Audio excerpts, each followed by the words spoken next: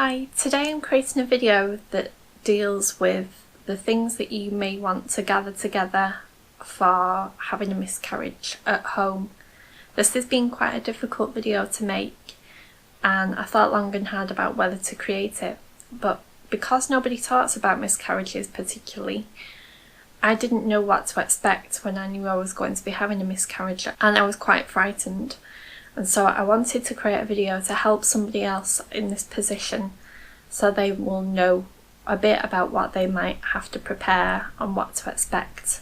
So the first sort of things I will do are go through the practical items that you'll need to have to hand and then explain what you'll need them for or why. So the first thing you'll want to go out and buy are some maternity pads, or see if somebody else can maybe go out to the shop and buy them for you. You will bleed heavily when you're having a miscarriage and you will need something to absorb that, and so because it's such heavy bleeding, or it can be, it certainly was in my case, you will want something that can deal with that, and so I would suggest getting maternity pads.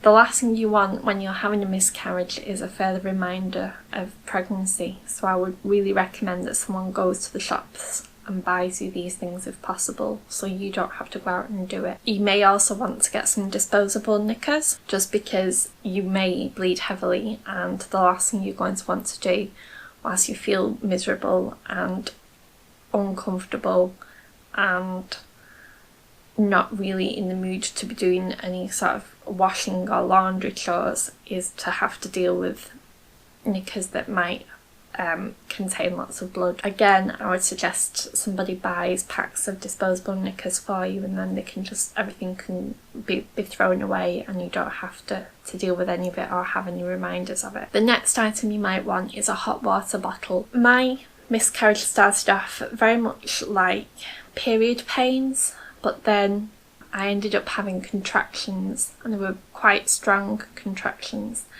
in the middle of the night, and I needed a hot water bottle to sort of lean into to try and soften really the pain.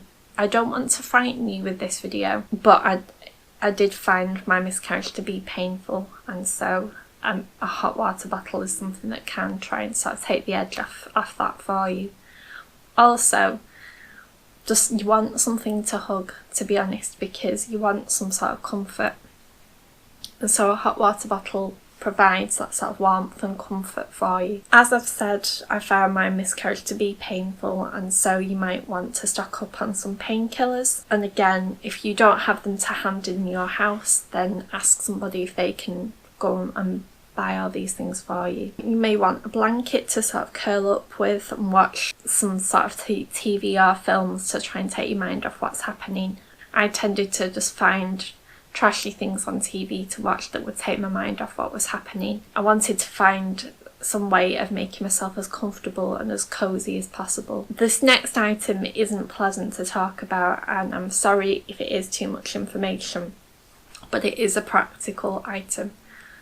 And it's something that I wish someone had told me to have in advance. If you plan on wanting to keep some of the remains from your miscarriage to then be tested at hospital, I would recommend having a sieve that you can then just have for this task and then get rid of. But when you have a miscarriage, there will be retained products of conception, and it's a very cold clinical phrase of saying that the sac that your baby has been in. If you want some way of keeping these remains to then be tested at the hospital for genetic testing or for any other test that the hospital might be able to carry out, you will need something to be able to catch the remains. You will also need something to put the remains in, like a Tupperware box or some sort of container with a lid that you can then transfer to the hospital quickly. Again, this isn't very pleasant,